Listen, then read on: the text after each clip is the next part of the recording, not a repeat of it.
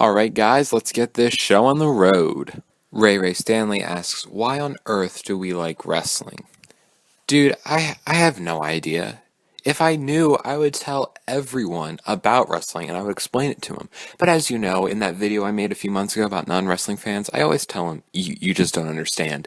And when I say that, I truly mean it. I can't even explain it. I don't even know why I like wrestling. I don't even know what makes it appealing. I don't. I just somehow am just drawn to it, and there's no escape for me. I've dug this ginormous hole for myself, and I'm not getting out. So I'm sucked in. I guess you just have to get sucked in. I guess that's the only logical explanation I can give. If you're this big of a wrestling fan, it's simply because you got sucked in. I don't know how, I don't know why. Point is, it happened. You gotta deal with it. It's a hard life dealing with all those stupid people, but you know what? You gotta deal with it because you got sucked in.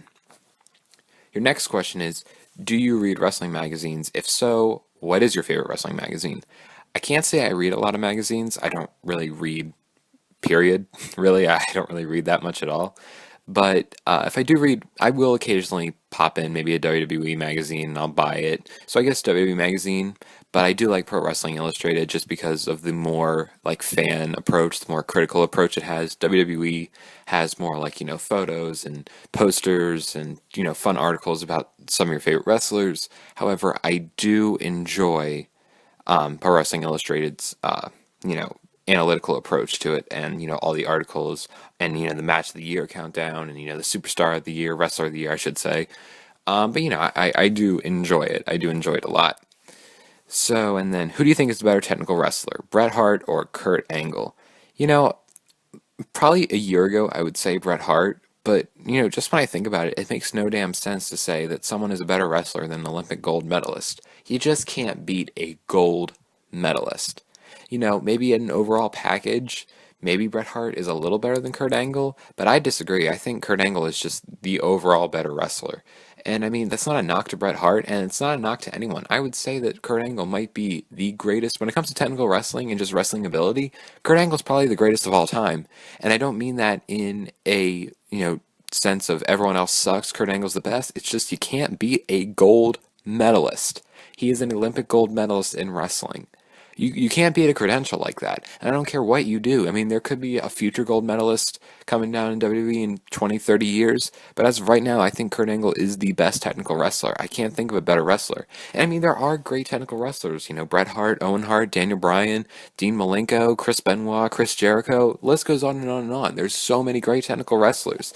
But Kurt Angle just has that credential above everyone. That's like the trump card. You're an Olympic gold medalist. You won a gold medal due to your wrestling ability. Sure, if Bret Hart or Daniel Bryan were in the Olympics, maybe they would have won something too, but I seriously doubt that just because of how amazing of a wrestler Kurt Angle is. When it comes right down to it, I would say Kurt Angle is the best technical wrestler. He was able to adapt to pro wrestling very, very easily from an amateur wrestling lifestyle. But no, I would definitely say that Kurt Angle is probably better than Bret Hart. And I would argue that Kurt Angle might be one of the best wrestlers. Oh, I shouldn't say one of the. When it comes to wrestling ability, flat out Kurt Angle, the best. Your last question is, how do I define a good wrestler? Basically for me is if you come down the aisle and your music is playing, I don't feel inclined to do something else besides watch the TV screen. That's basically it. I mean, anyone who can grab my attention and actually make me invested in pro wrestling, I would say is a good wrestler. But to me, the top priority is how great your in-ring work is. I know that's not the biggest deal with a lot of other people. A lot of casual fans don't really care that too much about, match quality. But to me, that's what I look out for the most. And if you can deliver on match quality, you're a quality wrestler in my eyes. Now, I understand that even if you have the greatest matches ever, if you have zero personality and zero mic skills, you're not going to go that far unless you have a good manager in your back pocket. But, to me, the most important aspect is how great you can deliver in the ring. And, I would say, like, someone like Dean Malenko, here's a person I like to use a lot. Dean Malenko is a great wrestler, but as a pro wrestler, there's a reason he was never really the top guy.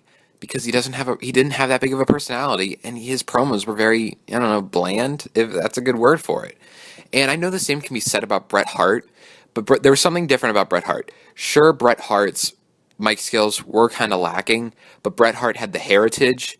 He had, he had a ring to him, and he had a presence. He had a presence, and the fans got behind that presence. Sure, Bret Hart lacked in the microphone department, but he delivered kick-ass matches, which, again, is top priority in my book. But then he also had that entrance, that presence, that aura around him that really made people draw to him. So someone like Bret Hart, who, wasn't the greatest promo cutter, he can still classify as a great pro wrestler because of just how awesome he was able, just how awesome he was able to just deliver in the ring. That's just all it comes down to it. And I mean, sure, you could say someone like Dean Malenko or Chris Benoit even. Chris Benoit really kind of had a little bit of a low personality till he kind of reached his peak, but those guys are great wrestlers because they deliver in the ring. And I mean, if you look at it, I think a lot of the talent today in WWE are great talents. A lot of them can deliver in the ring. The problem is that they're so they just don't know how to express their character. Some guys like Cesaro, who really they don't have the biggest personality in the world, can get a bigger personality if they're managed properly, but they're not. So to me, it's really just a good wrestler is someone who can grab my attention.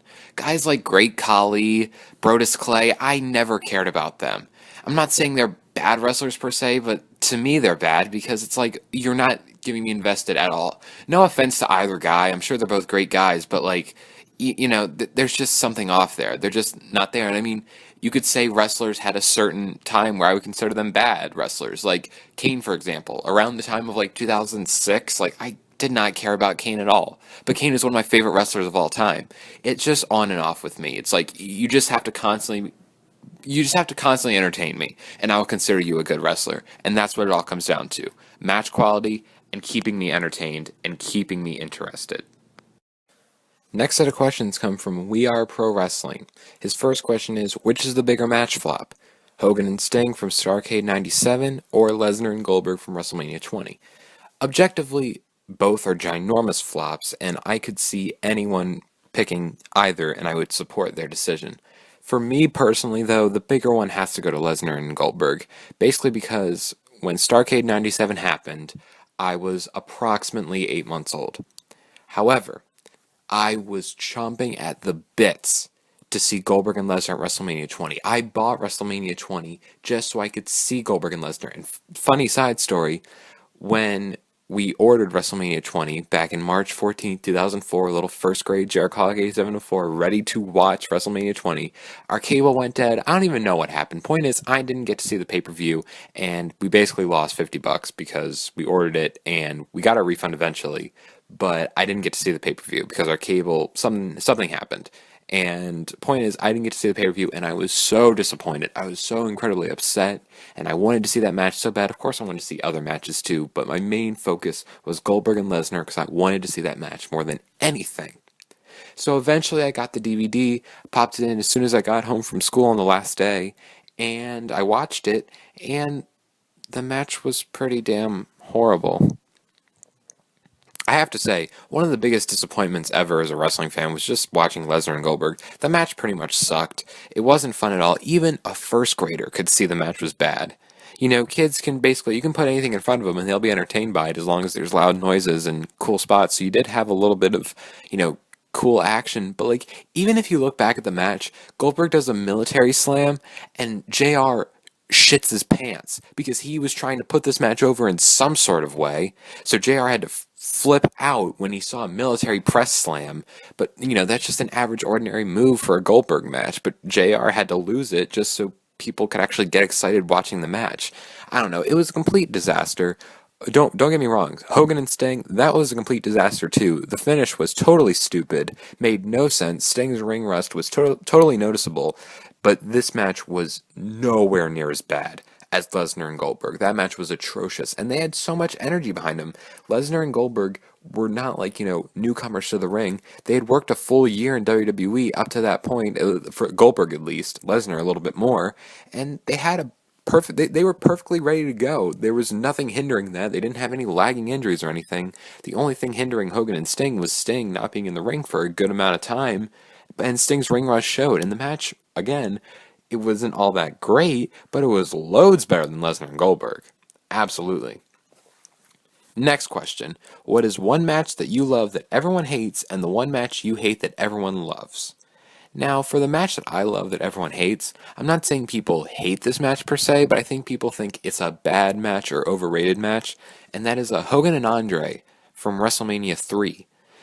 People just like to crap on this match and just say, oh, the body slam spot, that's a memorable moment, one of the best moments in wrestling, but everything else in the match sucks. I disagree. Match is probably around, 14, 15 minutes, and for someone like Hogan and for someone like Andre, this is a really, really good match and a lot of fun. I honestly really, really enjoy the match, and the first time I watched it, I was expecting a shit fest because that's all I heard from the internet. The first time I saw WrestleMania 3 was probably in maybe 2010, 2011, and all I heard from people on the internet was how horrible the match was. And I watched it and I was really impressed. I really liked it. I thought, for two guys that stature, they really put on a good match. Of course, you're not going to see your classic high spots. This isn't a technical classic. This isn't your 5-star match. However, it's a lot of fun to watch. And sure, it just, it's the classic Hulk Hogan main event. Gets beat down, comes back. The typical John Cena formula you see nowadays started here with Hulk Hogan, and the body slam spot makes the match. It's just like the icing on the cake, just a thin layer of icing that you need for this match to make it memorable. That made the match memorable, but the other action that took place isn't horrible. People act like this is just a piece of shit match. Meltzer, I think, gave it like -3 stars. Totally false. This is a good match. Nothing bad about it. And the one match you hate that everyone loves, obvious answer for me, and I know I talk about this match all the time, but Hogan and Rock, I mean, what more for me is there to say about this match? I'm not bitter that this isn't Steve Austin and Hogan. It's not that. I just thought this match was really piss poor, and this kind of has the same effect of, Goldberg and Lesnar.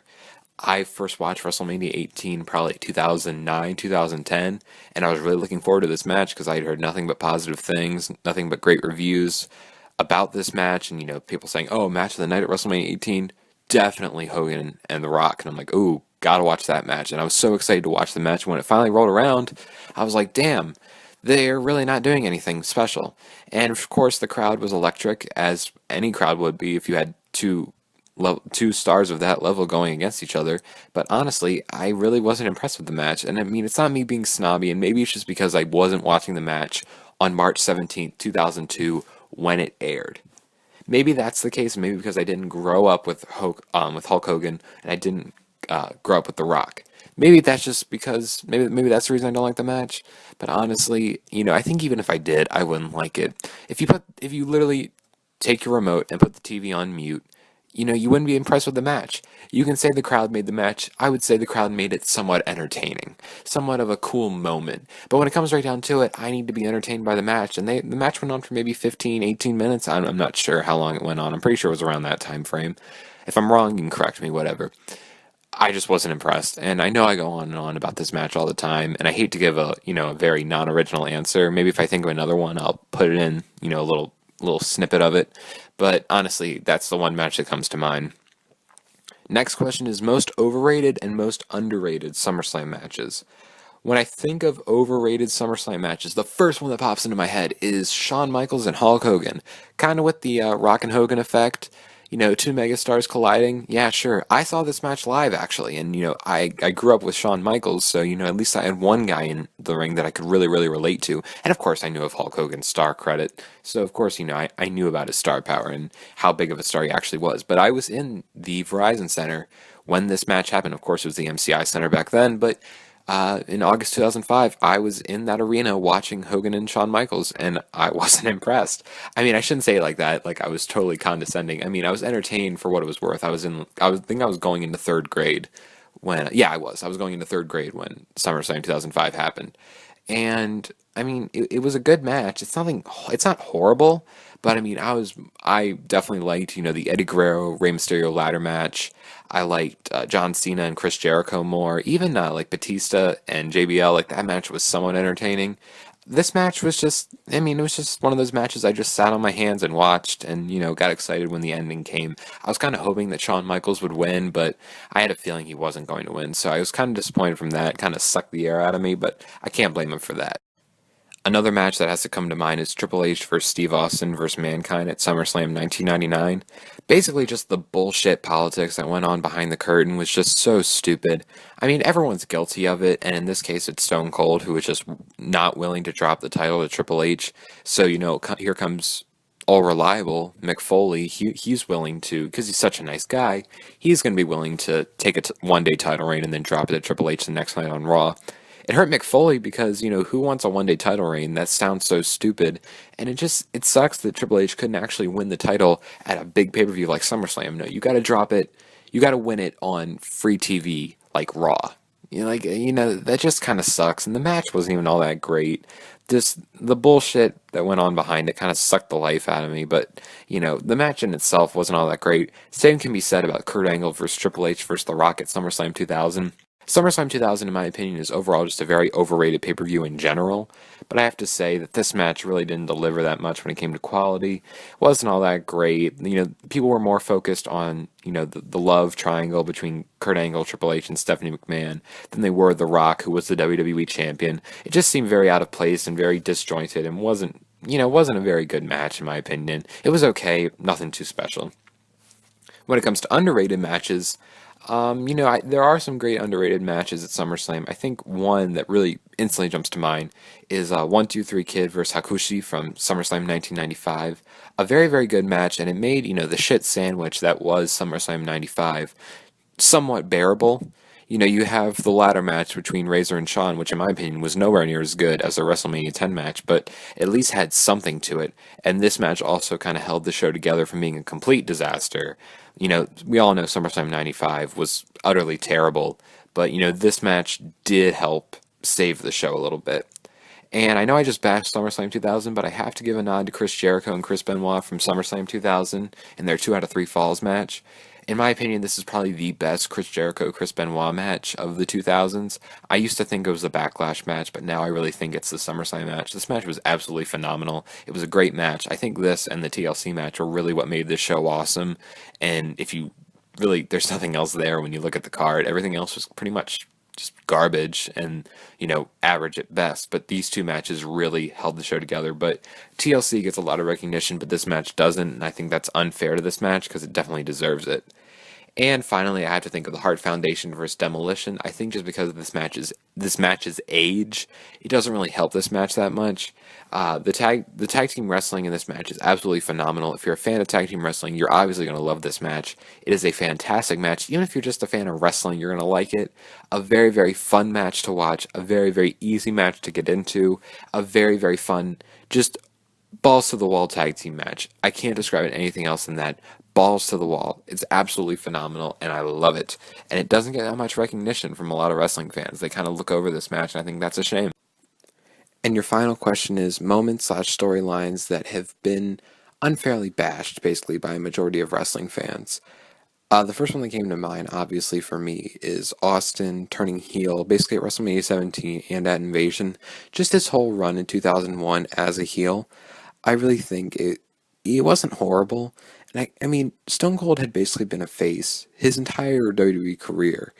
And I mean, even though it was the heel side of Stone Cold that brought out the fans' energy for him, and that's why they loved him for being a bad guy, you can't blame WWE for trying. Everyone harps on WWE today for, not taking risks, not turning people and seeing what they can do. And in 2001, they did it with Steve Austin, and it didn't work out. And you know what? When he came back, after he walked out, but when he came back, he was a face. They learned from their mistakes. It was a mistake. They moved on from it. It wasn't horrible. Sure, the Invasion angle in and of itself was kind of stupid, and it really was very underwhelming. But in 2001, you had kick-ass pay-per-views and kick-ass matches. What more could you really ask for? It wasn't the death of wrestling. It wasn't anything too horrible. It was simply just a mishap on WWE's part. They screwed up, and they owned up to it, and it wasn't that big of a deal. Another one that I could really think of, I have to go more recent ones because I don't know how people reacted to stuff in the 80s and 90s, so I have to go with more recent stuff. So if you're looking for retro stuff, I'm sorry, I can't deliver that for you, but another recent one has probably got to be Sheamus and Daniel Bryan at WrestleMania 28. Just from a standpoint of, opening a show, it makes sense they did a squash title change. If you look at the WrestleMania 28 card, there really wasn't a solid opener in my opinion, except for Daniel Bryan and Sheamus or CM Punk and Chris Jericho. Either of those matches, in my opinion, would be good enough to open the show. Now, trust me, I really wish they didn't do the 18-second victory. I think Daniel Bryan losing the title at WrestleMania 28 to Sheamus would not have been a horrible idea at all. I think it would have been great to have Sheamus win the world title in a great WrestleMania 28 match. However, if Daniel Bryan and Sheamus collided and had a great match, kind of like similar to the match they had at Extreme Rules the next month, I truly believe WrestleMania 28 would have been one of the greatest, if not the greatest WrestleManias of all time, because that card was so stacked, and if you had a great opener, it would have been awesome. But unfortunately, we didn't get that. But fortunately, we did see the rise of Daniel Bryan from this.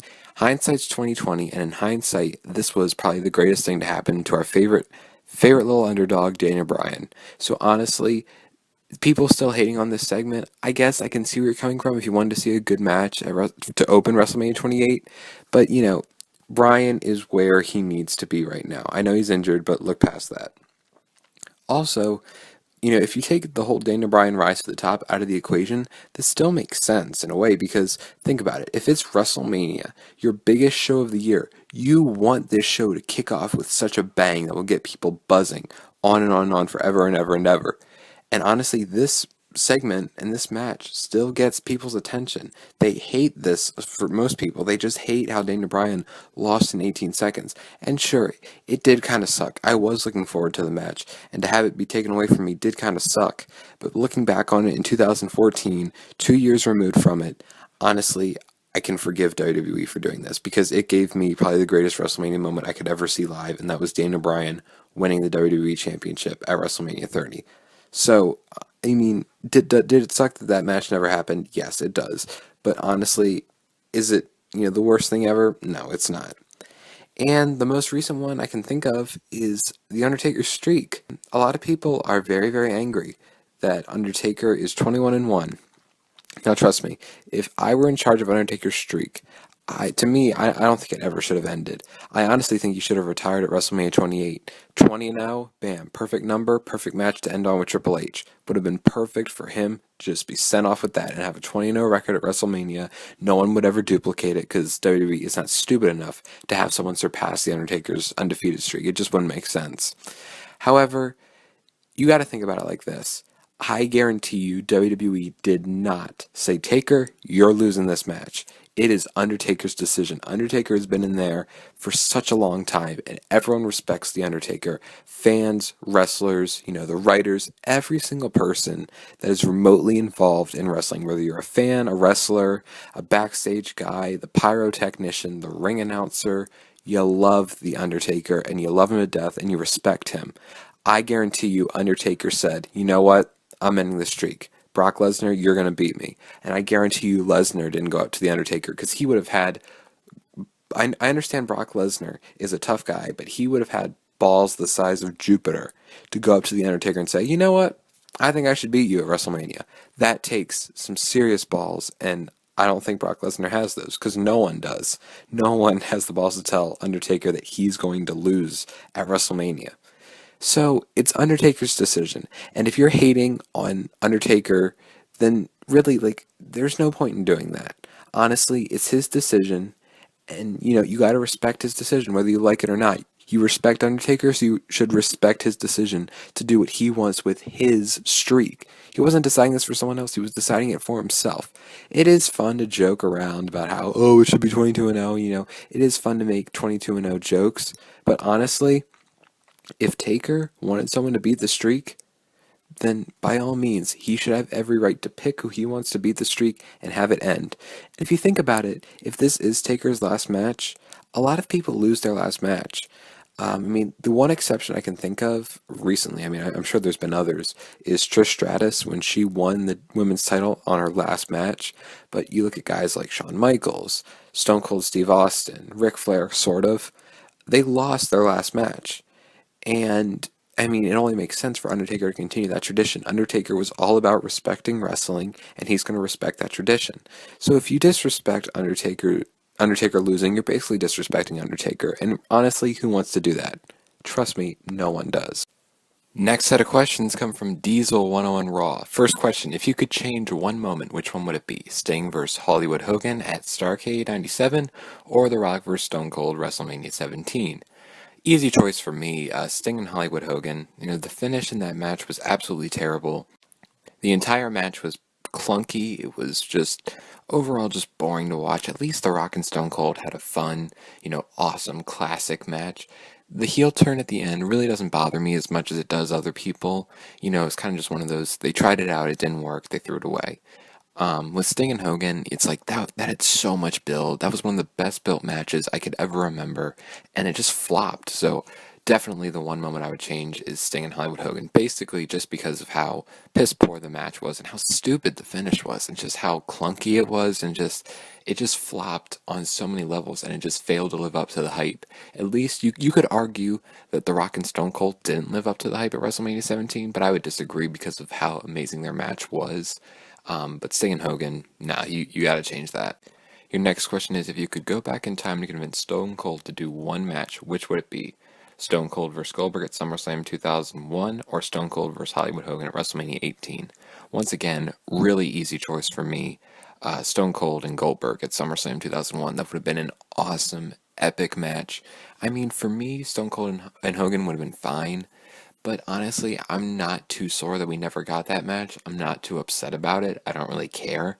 But again, like even though Goldberg, Stone Cold, and Hogan really weren't my generation and they weren't, my childhood heroes, Goldberg kind of was because my first memories of wrestling were WCW tapes and Goldberg and Sting and Kevin Nash. Like those were my guys. Like those were my three favorite wrestlers in WCW when I was younger. And I would definitely love to look back and watch Goldberg and Stone Cold at SummerSlam 2001. It would have been a great match. It would have been a classic match, and I would have loved it. And it might not have been the greatest thing in the world, but from a fan standpoint, it would have been a dream match, and I think people still want to see it. Your least favorite full-time year of Chris Jericho. I would definitely say, I kind of thought about it for a little bit. I thought 2002 or 2004. 2002 did have kind of a weird start to it, but I think I'm going to go with 2004 as my least favorite full-time year of Chris Jericho. I wasn't going to count 2005 because, he missed pretty much the latter portion of it. 2004, he was employed January 1st to December 31st, and honestly, this year Jericho kind of flopped a little bit. He kind of was just swimming around looking for something to do. I will say the first few months when he had his story with Trish and Christian, that was good TV, and I love that storyline. So I will give Jericho the nod on that one. But, he was just challenging for the IC titles, and he did have some good matches in 2004, but then he was feuding with Tyson Tomko, who, no offense to him, but, really, you're going to use Jericho with Tyson Tomko. I understand he was part of the Christian storyline, but I mean, I don't know. It just didn't sit well with me. He really wasn't doing anything. He didn't really gain, a lot of momentum until I would say maybe around WrestleMania 21 time with the Money in the Bank thing, and then when he turned heel in 2005. But right here in 2004, he was face pretty much the entire year, and I don't know. There really wasn't anything spicy about Jericho's run in 2004. There really wasn't a kick to it. It was just he was just another guy there. And, they probably could have done something with him. There was a lot of wrestlers he could have feuded with, but instead he was just kind of on the shelf as a mid-carder. So it's unfortunate, yeah, but, that would definitely be my least favorite year. Who is your favorite in the Shield? It always has been and will be Dean Ambrose. Dean Ambrose is the man. He is absolutely awesome. Of the three, he has the most well-developed character. I think at one point he was the most over. I think Roman Reigns does get the bigger crowd reactions now, but I think soon enough, I think Dean Ambrose is going to be getting the loudest ovations. He's got a lot of people behind him. He's got some crazy-ass fangirls. He's got, the wrestling fans respect him. The casual fans like him. He's got it all. He's got every single person in the palm of his hand. He was awesome on the mic. He had the best mic skills of the Shield members, and that is no debate. He is the absolute best. He wrestling wise, he is absolutely awesome. I mean, you look at his matches, and sure, sometimes they might just seem like a fury of punches and kicks, but you get him in the ring with a good wrestler, and he will wow you because he can really pull out some good moves. And just overall, his character really gave the Shield life. I mean, Roman Reigns was the silent, badass who took, just kick ass, took names and all that. Seth Rollins was the high flying architect, but really, when it came to the character of the Shield, it really, you know, transgressed through Dean Ambrose. He was kind of the translator from the character of the Shield to the audience. Like, he was the one who brought that trio to life, in my opinion. Had Dean Ambrose not have been as flamboyant and not have been as, pulverizing on the mic, I don't think the Shield would have been as successful as they were. Dean Ambrose was just absolutely, he was just great. I loved him. He was absolutely awesome. He will always be my favorite member of the Shield. In my opinion, he is the breakout star of the Shield. No matter how much WWE wants to push Roman Reigns, I don't think he can touch Dean Ambrose in the near future because honestly, there's no touching that guy. Your next question is 5 wrestlers I would pay to see wrestle in their prime. First one for me has got to be Sting. If any of these 5 had to happen, I would definitely pick Sting, just because Sting is one of my favorite wrestlers of all time, and he got me into wrestling. And by the time I really started watching wrestling religiously, Sting, really was nowhere to be seen for me until I saw that he was in TNA. And even in TNA, he started to have mediocre matches, and he really wasn't the same as he was in the 90s. For me, honestly, if I had to pick an opponent for him, I think it's obvious for everyone. We want 97, 98 Crow Sting versus, Ministry of Darkness Undertaker. That's a dream match everyone wants to see, and it's obvious that I want to see it too, and I would love to see that match. Even though we could see it maybe in 2015, it wouldn't be the same as it would be in maybe 1998 or 1999. So, I'll get what I get, and I won't throw a fit, but honestly, I'd love to see both Undertaker and Sting wrestle in their primes once more. Next one I would think is Shawn Michaels. I've seen a lot of HBK matches, and I grew up with HBK. However, ever since he retired, I have missed that classic Shawn Michaels match that I would see every year. And honestly, I want to see one more classic Shawn Michaels match. Against who? Definitely Daniel Bryan. If Shawn Michaels was still wrestling, they would definitely do this match. I could see them doing it at like WrestleMania 29 or 30 if Shawn Michaels was still wrestling. However, you got to think about, just Shawn Michaels stays loyal to his retirement, so I'm not going to hold that against him. But if he could wrestle one more time, definitely have him go up against Daniel Bryan. Next is Bret Hart. Bret Hart was always a favorite of mine, and I really didn't grow up with Bret Hart a lot. I only saw a handful of matches really when I was younger, and then I really had to hunt down DVDs to get the full Bret Hart experience. But I'd definitely love to see him wrestle another match, maybe against a Kurt Angle, a Daniel Bryan, a Chris Jericho, stuff like that. I definitely want to see him wrestle again. And he was a great wrestler, and I think a lot of people, because of his lack of charisma, kind of bash him a little bit, but totally undeserving. He's one of the best wrestlers WWE has ever had. Number 4, I would put Ricky Steamboat, basically because I didn't grow up with Ricky Steamboat at all. He retired 3 years before I was born. So, I mean, if I was born 20 years earlier, and I was born in 1977 and not 1997, I would definitely think Ricky Steamboat probably would have been my favorite wrestler of all time. He reminds me a lot of Chris Jericho in the same reasons I like Chris Jericho, I kind of see in Ricky Steamboat. And I think out of all the wrestlers that were wrestling in the 80s and in the early 90s, Ricky Steamboat definitely would have, he would have stuck out to me as definitely my favorite. And the last one, I would think Mr. Perfect, Kurt Hennig. Again, kind of like Ricky Steamboat, I kind of missed Kurt Hennig's run. He did have that little small one in 2002, and I do remember that vaguely. But, I really didn't get to see the real, Mr. Perfect, Kurt Hennig. And if I had to pick one opponent for him, ironically, I'm not going to pick his son to wrestle him, which is kind of sad. But I'm going to pick Dolph Ziggler, because I think Dolph Ziggler and Mr. Perfect, first of all, they look exactly the same. And they would have had a kick-ass match. It would have been totally awesome. And, again, similar to Ricky Steamboat, I just haven't seen a lot of Mr. Perfect. So, it's just one of those things where it's, I could see him for myself in his glory, even though I never had the chance to. And you also said 5 tag teams you pay to see wrestle in their prime. I would definitely have to cheat here and throw 3 teams out at once. Definitely, I want to see another TLC match with Edge and Christian, the Dudleys, and the Hardys. Those 3 teams I would pay to see wrestle in their prime one more time. I want to see another classic TLC match between those 3. Whenever they got ladders and tables and chairs involved, it was magic, and those guys were absolute beasts, and I love their TLC matches. I love their ladder match at WrestleMania 2000. Absolutely awesome matches, and those matches still hold up today. They're not dated like some people think maybe, Shawn and Razor is at WrestleMania 10. These matches have stood the test of time, and people still love them. So I definitely want to see these 3 these three tag teams wrestle again in an epic TLC match. This might be an obscure choice. I don't know why, but Harlem Heat. I always liked Harlem Heat, because I remember the WCW tapes, and Harlem Heat was one of the teams I would show, and I was always a big fan of Booker T. Stevie Ray was cool too, but the team really, I kind of was drawn to them. I liked something about Harlem Heat, and I loved the Heat Seeker finishing move. That was one of my favorite finishing moves from a tag team.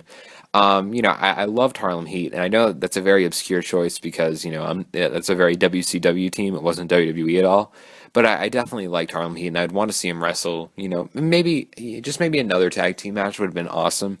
Again, big fan of Booker T. That's basically why I love Harlem Heat so much. But yeah, they're definitely a team I'd pay to see again.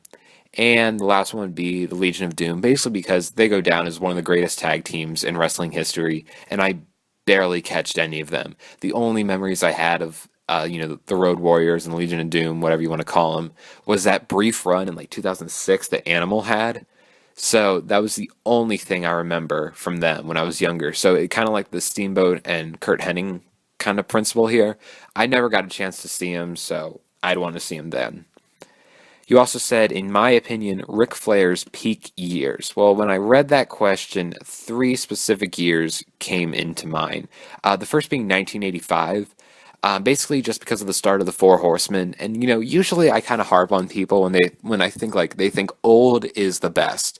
I think a lot of people get caught up in this thing where if it's the first one, it's the best, and honestly, I feel like that doesn't apply to a lot of things, but when it comes to staples, it could very well apply, because the Four Horsemen will most likely go down as the greatest staple in wrestling history. These guys were absolutely awesome, and Ric Flair was the foundation for it, and in 1985, in my opinion, his stock went way up with the Four Horsemen. Absolutely fantastic group. The whole group with Ole Anderson, Arn Anderson, Tully Blanchard, all those people.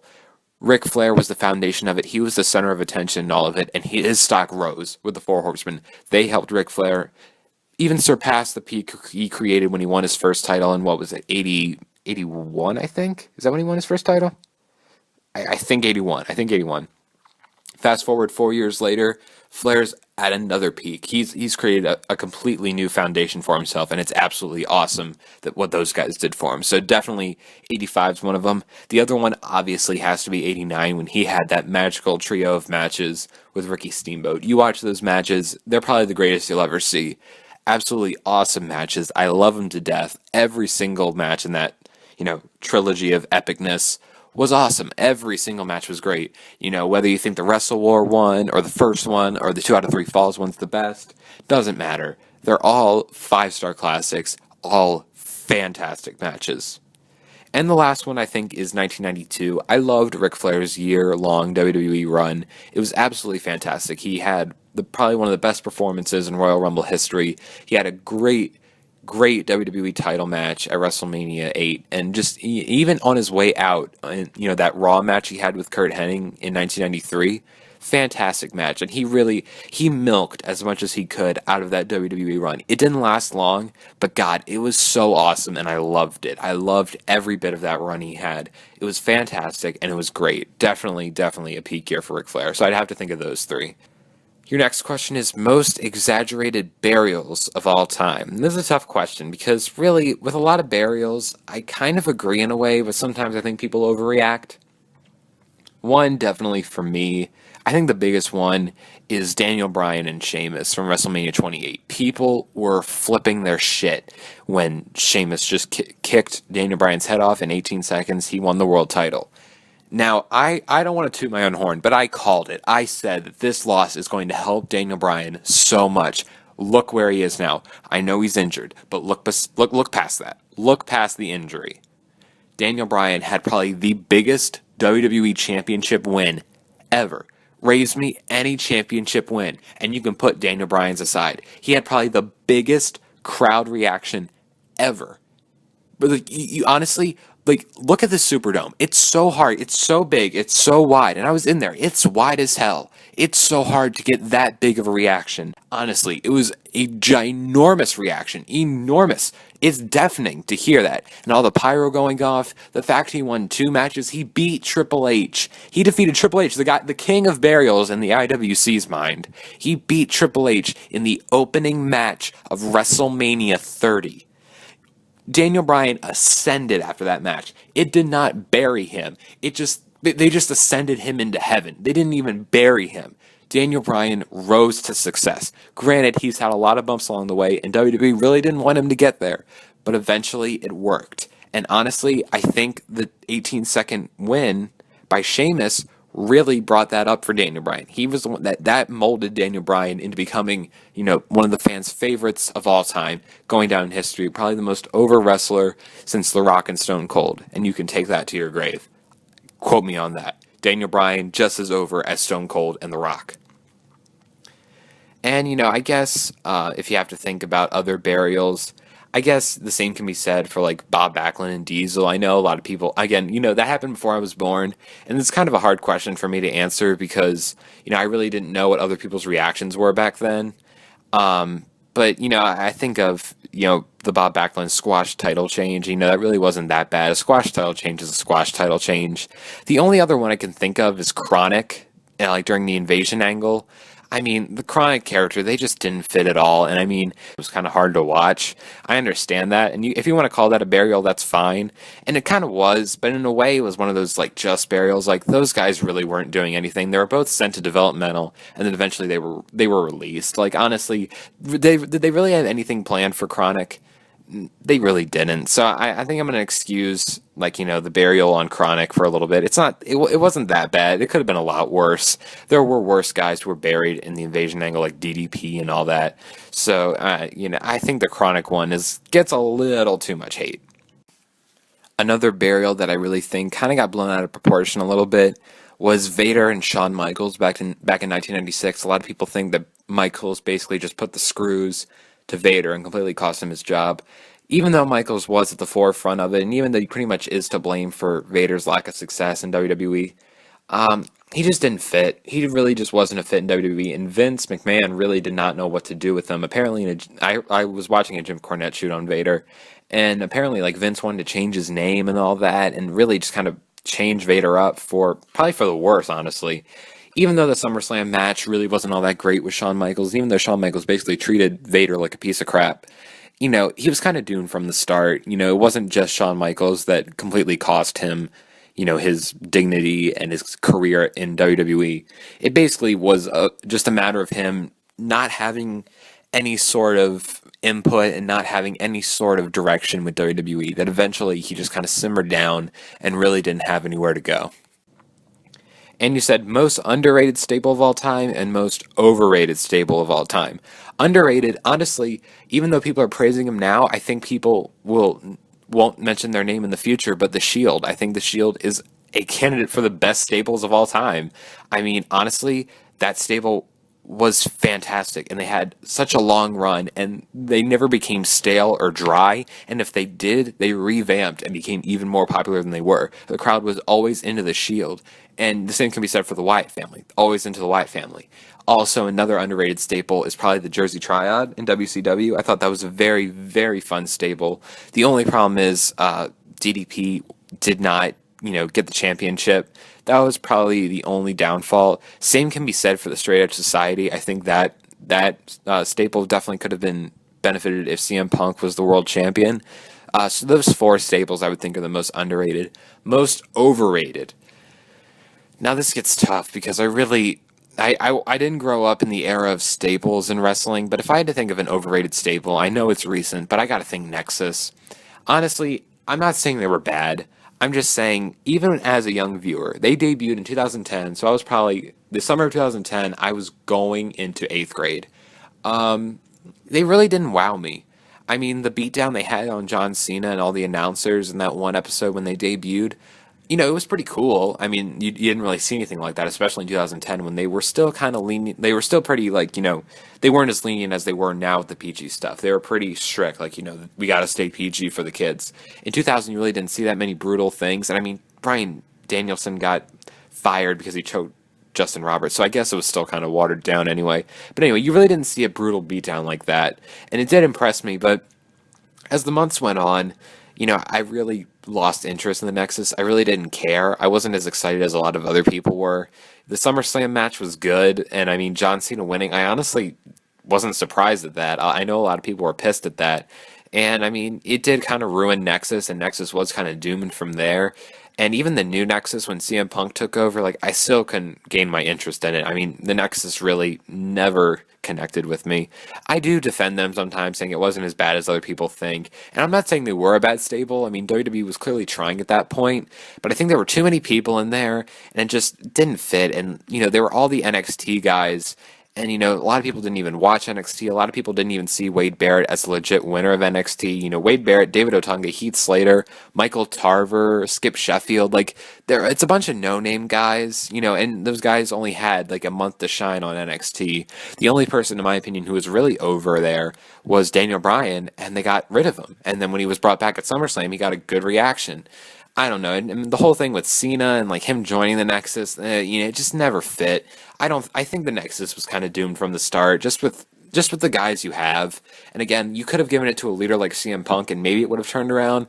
But I think it was done after that. So I mean, there really wasn't anything to go from there. So yeah, Nexus I would think is probably the most overrated stable. It's not as good as people say, and for the few months that people say it was good, I mean, really, it wasn't horrible. It's just I don't know. It just really didn't grab my attention. Pepsi Dragon 7 asks, who is the best Japanese wrestler in the world?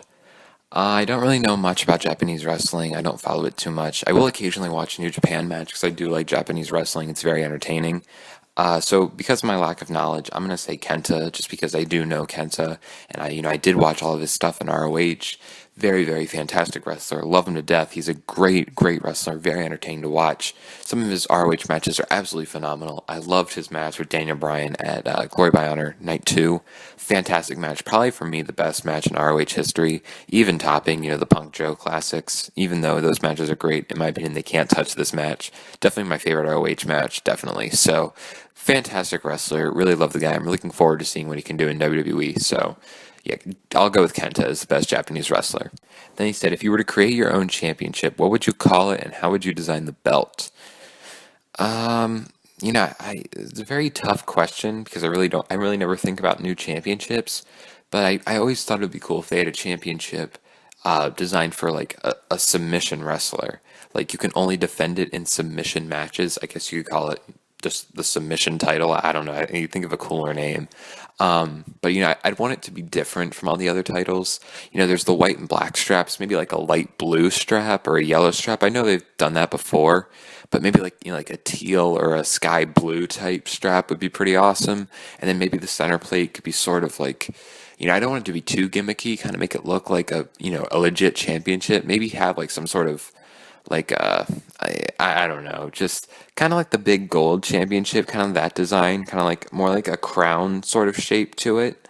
Maybe not exactly a crown, but have like a little point at the top, and maybe just come down on the sides a little bit, and like the side plates could be like different submission holds. I don't know. It could be cool because I know on the World Championship and like the big gold title, I'm pretty sure like, or maybe this was in like an older version of it, but there were like images of two dudes wrestling on the title. It was just kind of like tiny pictures. I think you could show maybe like one guy being put in a figure four, another guy being put in like a scorpion deathlock, like on the side plates. I think that would be pretty cool. And maybe have, again, like a light blue strap. And maybe it doesn't even have to be gold. Maybe it can be like a black plate or something. I don't know. Just something to think about. Yeah, it's a very good question. I really never thought about something like that. And then you said, what got you into being a wrestling fan? I think I've said this before, but I'm not hating on you for asking because I might not have. I don't want you to think that. But what got me into being a wrestling fan was old WCW tapes that my brother had. Because my brother was a big wrestling fan when he was younger. And he was into WCW. And he had different WCW videos and all that. And the thing that really got me hooked was Sting Back in Black. It was like a video that came out in Sting's 1999 run when he came back in April of 99. At Spring Stampede, and I could recite that movie forward and backward, and like I got like a Sting set from like Toys R Us or something. It was like a Sting shirt, Sting mask, Sting bat, and Sting, like a world title that said Sting on it, and I wore that every time I watched the video, and I had like my stuffed animals, and like they were my opponents, and I would beat them up and pretend I was Sting, and I would literally just reenact every single thing. It was absolutely awesome. I loved watching that. I watched it almost every day. And then, eventually I got into WWE, and then it all kind of snowballed from there. And eventually I'm right here, still watching it after 14 years of watching wrestling. I'm 17 years old and I started watching Sting Back in Black when I was 3 years old. So yeah, that's what got me into it. Weapon Alex asked the following questions. When do you see Reigns versus Ambrose versus Rollins happening? Honestly, I thought we were going to see it at WrestleMania 30 for the US title, but we didn't see that, unfortunately, and I was really looking forward to that match because that match could have stolen the show easily. Honestly, if you really want, you could probably do it for a WrestleMania main event, maybe WrestleMania 32, maybe, I don't know. If one of them is champion, I think that could be a really fun, like, SummerSlam main event, or like a good Royal Rumble title match. I think those three could create an excellent match. All the history in between those three is insurmountable. So definitely would be a fun match. Honestly, like if they decide to do this for a WrestleMania main event, I would not complain. I would definitely be happy with this. So definitely a great match that is on the horizon. I see it happening in a Big Four pay-per-view. I don't think they're gonna throw it away on some like pay-per-view like Battleground or TLC or something like that. I think they're gonna do it at a Big Four pay-per-view. I would think maybe SummerSlam 2015, maybe SummerSlam 2016, WrestleMania 32, maybe somewhere in there. Anyway, most overrated Hell in a Cell match. Thinking about it, I'm probably gonna have to go with Triple H and Batista from Vengeance 2005. This isn't a bad match by any means. It's actually a really, really good match. But I really can't think of many overrated Hell in a Cell matches. Some people put these in their top 5 favorite Hell in a Cell matches, and I don't think it's anywhere deserving of being top 5. Probably not even top 10. In the top 15 for sure. But it's I think a lot of Hell in a Cell matches are better. Orton and Batista had a better one that year.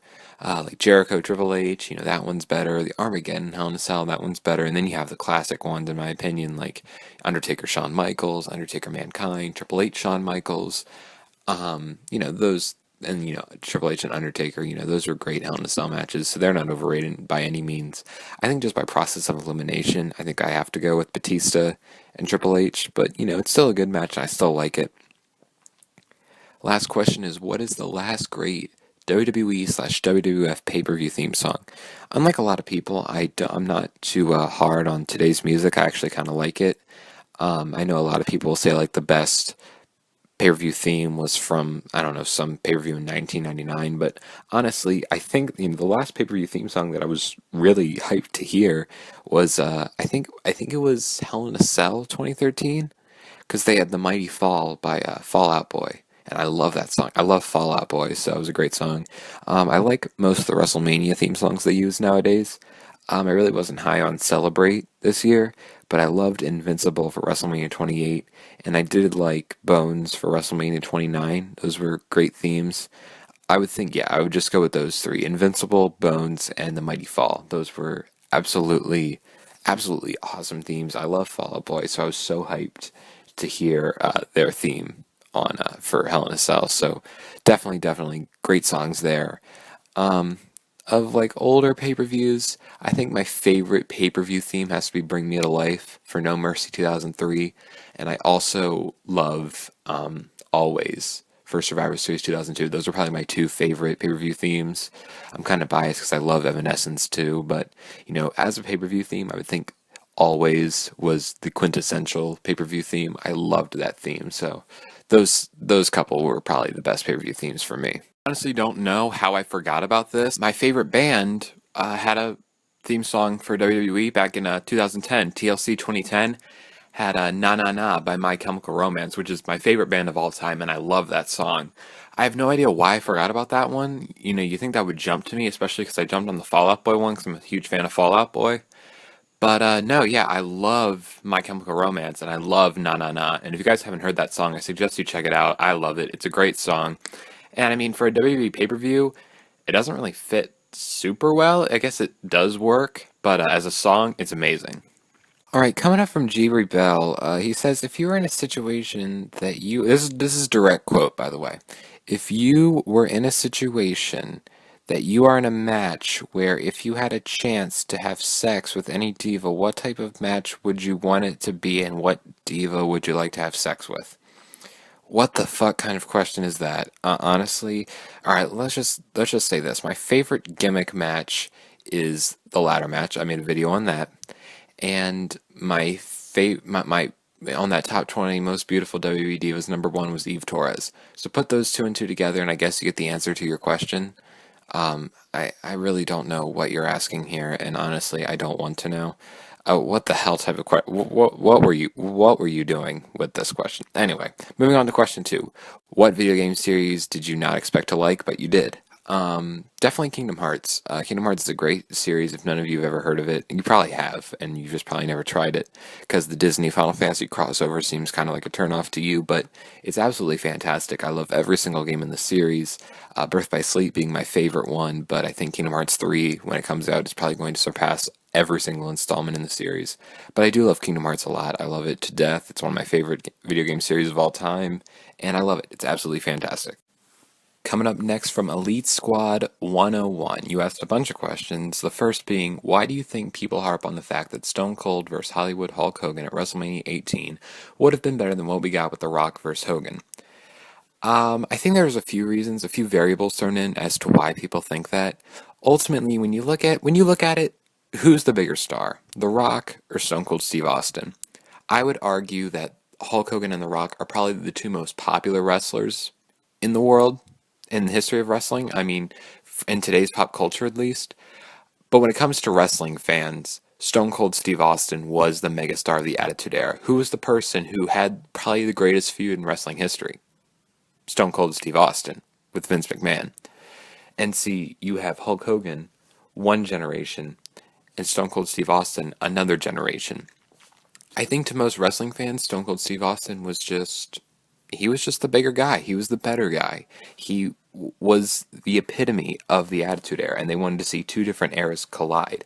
And to them, The Rock was a suitable person to represent the Attitude Era, but to them, Stone Cold Steve Austin was the main guy. He was the Attitude Era spokesman, just like Hulk Hogan was the spokesman of the Golden Era. And also, I think this is another little variable, and I think people still have a chip on their shoulder, but WrestleMania 18, Stone Cold Steve Austin had probably one of his worst matches ever against Scott Hall. You know, there's rarely a bad Stone Cold match, you know, when I look at his career, and this is one of them. You know, his match with Scott Hall, it was totally stupid. I hated it. I didn't like it at all. Stone Cold's worst WrestleMania match, easily one of his worst matches of his career, and I think people look at WrestleMania 18 as a complete waste of Stone Cold Steve Austin when they see that Hollywood Hogan was on the same show as the show that Steve Austin was basically wasted. They think they should have Hogan and Steve Austin. I probably think it would have been a better match. As you know, Hogan and Rock isn't really a match that I'm quite fond of. But, you know, I think it's interchangeable. I think either one would have been fine. But Stone Cold Steve Austin was definitely the main guy for most people in the Attitude Era. So I think it's just a matter of Stone Cold Steve Austin was our guy, Rock was second place, and in this case, second place got first. Continuing on, you asked the worst Chris Jericho feud. Now, when I think about this, I really don't know a lot of horrible Chris Jericho feuds, but when I look at this feud, I like to think of it as the worst because it's the least productive, and that's Chris Jericho and Fandango from 2013. I mean, they did have two pretty solid pay-per-view matches, but if you look at where Fandango is now, this feud really did not set him up to be a star. You know, I think WWE, they definitely jumped the gun with his whole, Fandangoing thing. Like, Fandango could have definitely been like a cult following wrestler, and like, the entire pop culture could have kind of made, kind of like how the Yes Chants have translated to, other sporting events. I could easily see Fandangoing, transitioning into some other sort of entertainment, and they kind of jumped the gun with that. And this feud with Chris Jericho, it wasn't bad, but it just wasn't productive. I mean, a lot of Chris Jericho's feuds had meaning to them, and this one, really, as soon as the match was over, as soon as the payoff was finished with this, and Jericho moved on to other things, Fandango was kind of left there in the cold with nothing, and what is he doing now? He's feuding with Adam Rose, and he was feuding with Santino Marella, and Fandango really, we all thought he was going to be, IC champion, but then he got injured, and then it all tailspin from there. So I would say this one's the worst, basically just because of how productive it wasn't. Next question. Do you think CM Punk vs. John Cena at SummerSlam 2011 is overrated? No, I don't think it's overrated at all. I think it's a really, really good match. It's not on the level of their Money in the Bank match. I would not say it is. But I think with some people, like it's either like if it's not as good as a previous match, it's the worst pile of shit they've ever seen. I think a lot of people just detest this match because it wasn't on the level of their Money in the Bank match. But to be honest, what match could be up to that sort of level? I didn't think this was a disappointing match at all. It was very good. I would rate it maybe 4.25, 4.5, around that range. I did really like the match. I thought it was good. Maybe 4.5 is pushing it a little bit, but it's definitely in between 4 and 4.5 stars, somewhere around that range for me. Maybe I have to watch the match again to give a full rating, but I've seen the match a few times, and watching the pay-per-view live, I thought it was a good match, and still to this day, I think it's a good match. So, no, not overrated at all. Next question is, why do you think guys like Rob Van Dam, Edge, Chris Jericho were never the number one champion 2002 through 2005 when they were clearly over at the time? Basic answer, you got the Triple H reign of terror at this time. Between 2002 and 2005, Triple H and guys like Evolution were untouchable, and guys like Rob Van Dam, Edge, and Chris Jericho just weren't WWE's top priority. Chris Jericho did come off a title reign in 2002, but let's face it, throughout that reign, he looked basically just like the biggest tool ever, and it really wasn't about Jericho and Triple H in that payoff match at WrestleMania 18. It was about Triple H and Stephanie. That's what the real feud was, and Jericho was just the champion. How weird that a champion is just being thrown under the rug like that. And with Edge, when it comes to Edge, Edge was just coming off an injury. He came back. He got himself injured in 2003, early 2003, and came back in April of 2004. And, WWE is very worried about injuries. They're very afraid that when someone's getting pushed and someone's getting over, an injury's going to come along. They wanted Edge to be nursed. They wanted him to be healthy. I don't think they jumped the gun with Edge. I think Edge winning the title in 2006 through the Money in the Bank was a very, very awesome way to win the title for him. Maybe a little too late, but I still think it was good. Edge, in my opinion, was just coming into his groove in 2004. When he came back as a face, there really wasn't that same spark.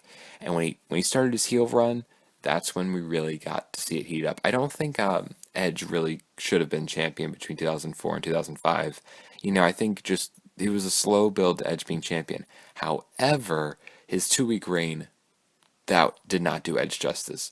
After all the time you've built him up over 2004, 2005, to have him lose the title in 2 weeks, that was so stupid, and I feel terrible that that's Edge's first title run. And as for Rob Van Dam, he's been cheated out of the title since 2001. Ever since the Invasion angle started, he was the most over wrestler, and he was so awesome, and all the fans wanted to see the title on him. And you have him wrestling Triple H for the world title at Unforgiven, and he loses, and that's it.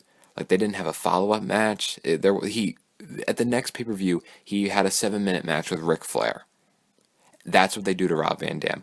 Nothing against Ric Flair. Ric Flair is one of the greatest wrestlers in the history of the world. But, he wasn't top priority in WWE. Triple H was.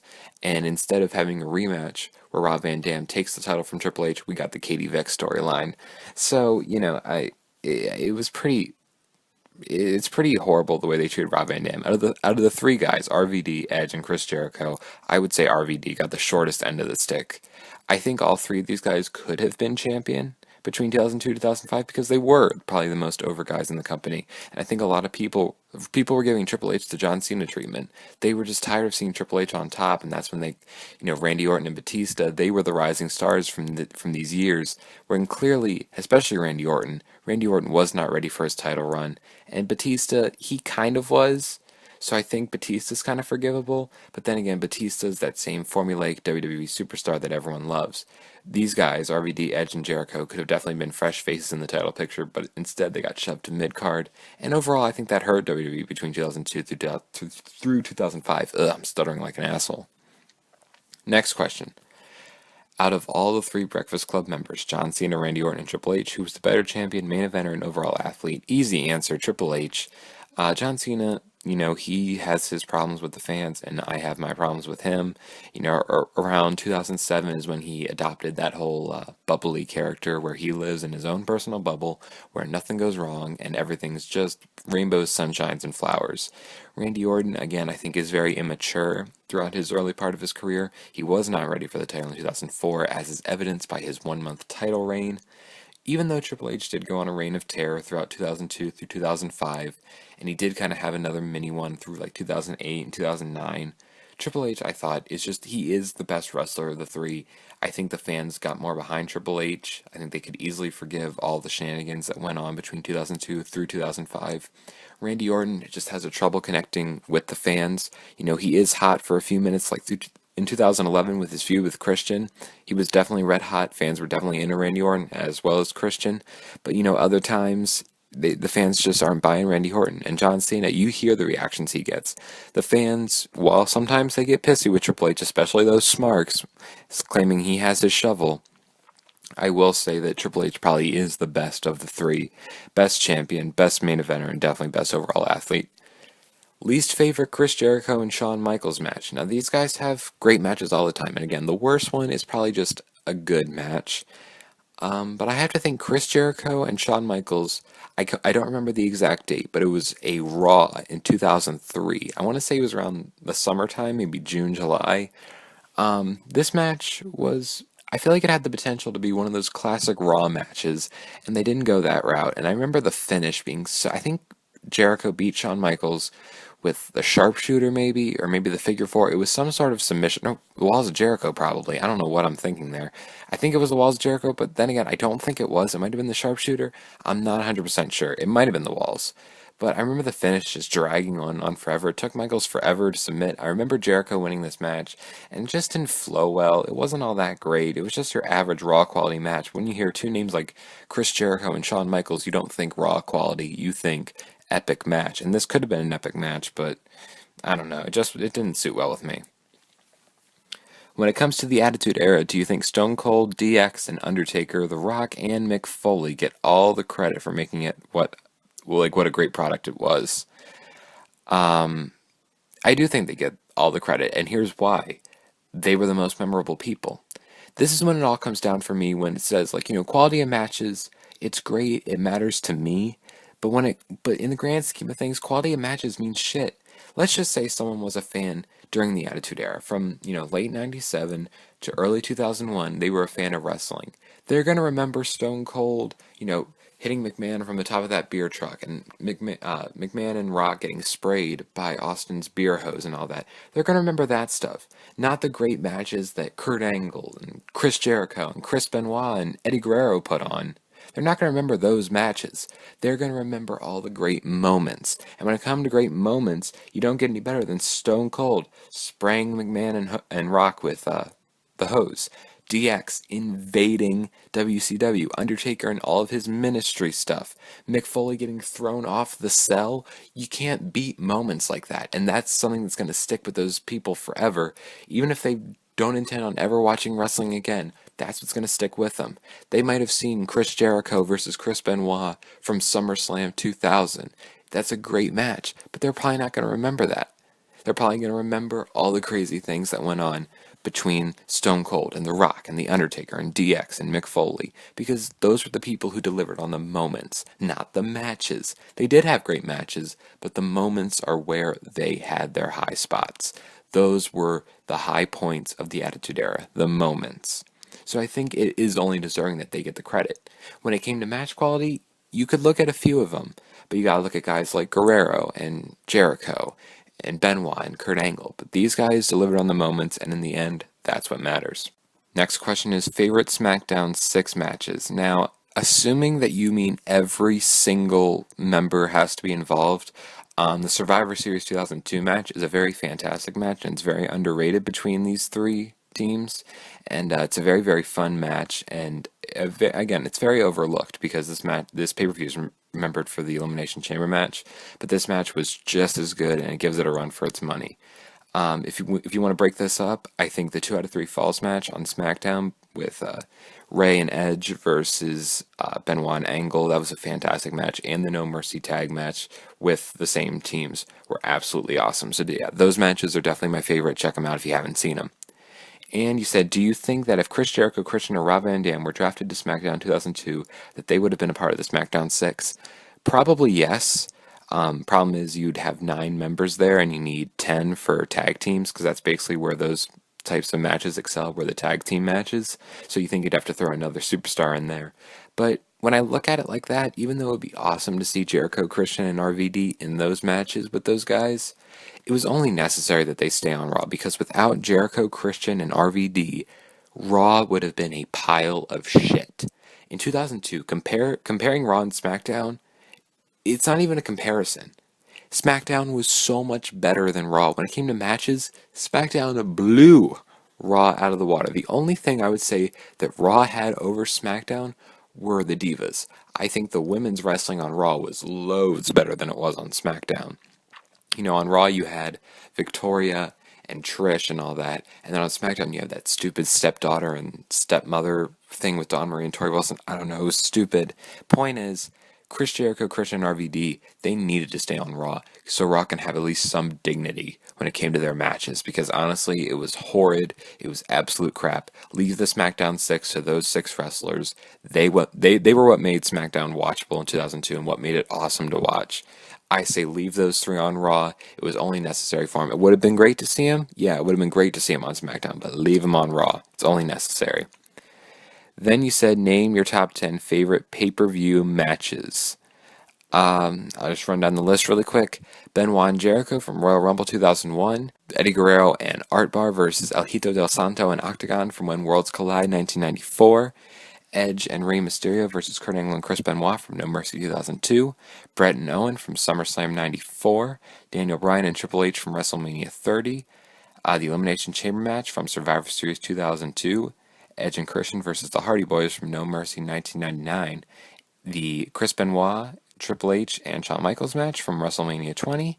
Shawn Michaels and Razor Ramon from WrestleMania 10. And number 1 has to be Chris Jericho versus Shawn Michaels from WrestleMania 19.